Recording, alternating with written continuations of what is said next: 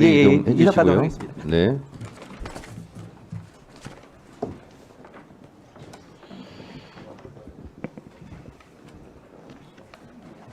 네. 법원행정처장님, 예, 지금 회의하고 오셨죠? 예, 대법관 회의.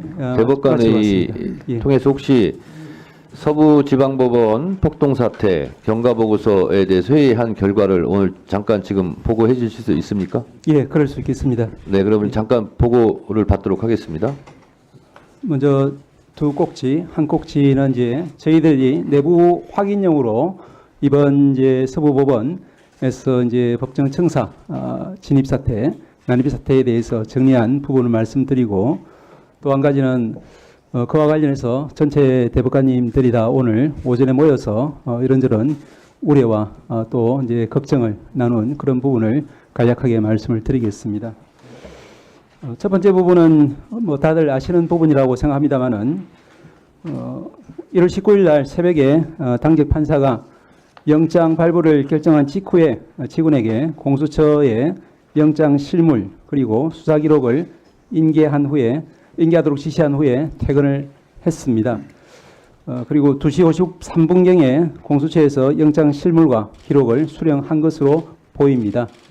2시 59분경에 서부지방법원에서 영장 발부 사실을 공지를 했습니다. 3시경에 대통령 구속영장 발부가 언론을 통해서 보도가 되었습니다. 3시 7분경 인근에서 시위를 벌이던 지지자들이 극도로 흥분해서 경찰 저지선을 뚫고 일부는 담을 넘어 법원 경내에 침입을 했습니다. 3시 21분경 지지자들이 경찰로부터 빼앗은 방패나 플라스틱 의자 등으로 법원 정문과 유리창을 깨부수면서 법원 내부에 진입을 했습니다. 당시에 그 지지자들이 소화기 등을 던져서 법원 유리창과 집기 등을 부수고 또한 영장을 발부한 판사를 찾기도 했습니다. 이 부분은 7층까지 올라간 것으로 확인이 되는데 그중에 7층에 있는 판사실 중에서 유독 영장 판사 방만 의도적으로 파손이 되고 그 안에 들어간 흔적이 있는 걸로 봐서는 이런 부분에 대해서 알고서 오지 않았나 하는 추측을 하고 있습니다.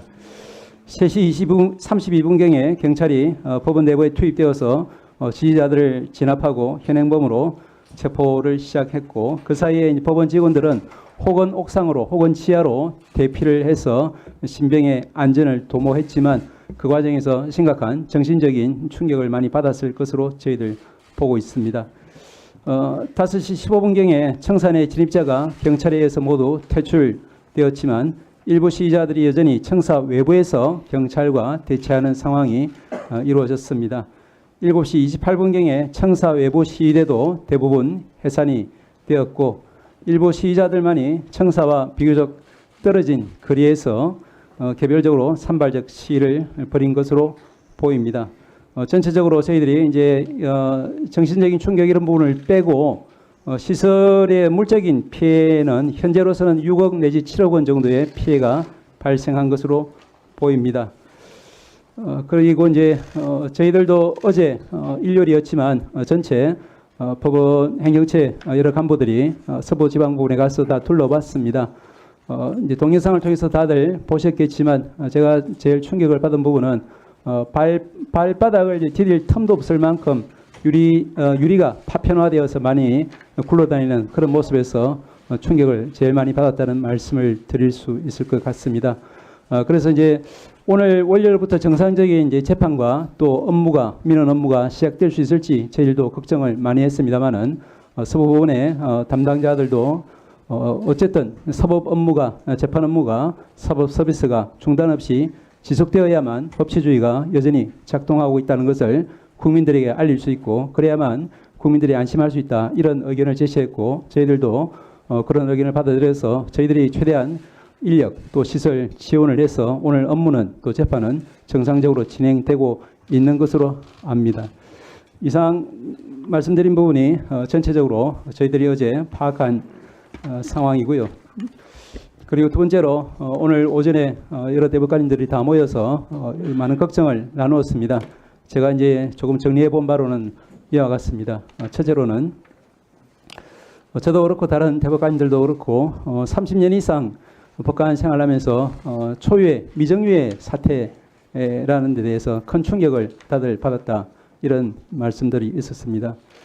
그리고 법관 사법부가 아니라 법관 개개인이 모두 독립된 헌법기관인데, 이와 같은 법관들의 개인에 대한, 또 법원의 재판에 대한 그와 같은 태령 시도라는 것은 법치주의에 대한 전면 부정일 뿐 아니라 우리가 사법부, 국회, 또 정부 등 모든 헌법기관 전체에 대한 이제 부정행위일 수 있기 때문에 굉장히 심각한 사안으로 봐야 된다, 이런 말씀들이 있었고, 또한 이것이 이제 이번이 마지막이 아니라 시작이 되어서는 정말로 곤란하겠다. 왜냐하면 법치주의 무시의 이와 같은 극단적인 행위가 일상화될 경우에 우리나라가 존립할 수 없다는 그런 걱정들을 많이 피력을 했습니다. 그렇기 때문에 이번에 명확한 이제 수습 그리고 입장 정리가 필요하지 않겠냐, 이런 말씀들을 주셨습니다. 그리고 그와 관련해서는 이와 같은 행위가 법치주의 관점에서 절대 용납될 수 없다는 것과 함께, 또 결코 그와 같은 불법적인 난입, 폭력에 대해서는 결코 성공할 수 없다, 이런 분명한 메시지를 전체 헌법기관에 종사하는 분들이 한 목소리로 이야기를 해주실 필요가 있다라는 그런 말씀도 있었습니다. 이것은 이제 법조인이든 또 비법조인이든 우리가 헌법 토대 위에서 생활하고 있는 관계자 모든 사람들이 유념해야 되고, 또한 절제하고 또 자제하고 그 토대 하에서 법치주의를 존중해야만 한다, 이런 말씀들이 있었습니다.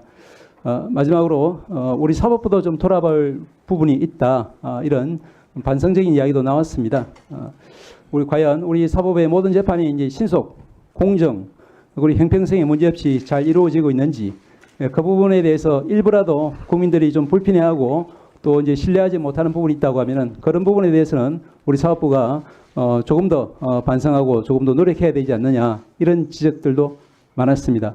그와 관련해서는 민주당에서도 이제 21대에 이어서 22대 국회에서도 입법 발의를 해 주셨습니다만은, 이제 조건부 구속영장 제도라든지 이와 같이 영장 재판 하나가 마치 이제 모든 재판의 전체를 결정하는 것처럼 그렇게 중차대한 어떤 부담을 영장 판사 개인에게 지우고, 또 그것이 그렇게 이제 일반에게 이해되는, 받아들여지는 이와 같은 이제 사법 시스템은 분명히 우리가 선진 외국처럼 좀 이제 수정할 필요성이 있기 때문에, 그와 같은 발의된 입법을 저희들도 좀 진지하게, 그리고 이제 이번 22대 국회에서 입법 받아들일 수 있도록 노력할 필요가 있다, 이와 같은 취지의 말씀들이 있었습니다. 예, 이상입니다.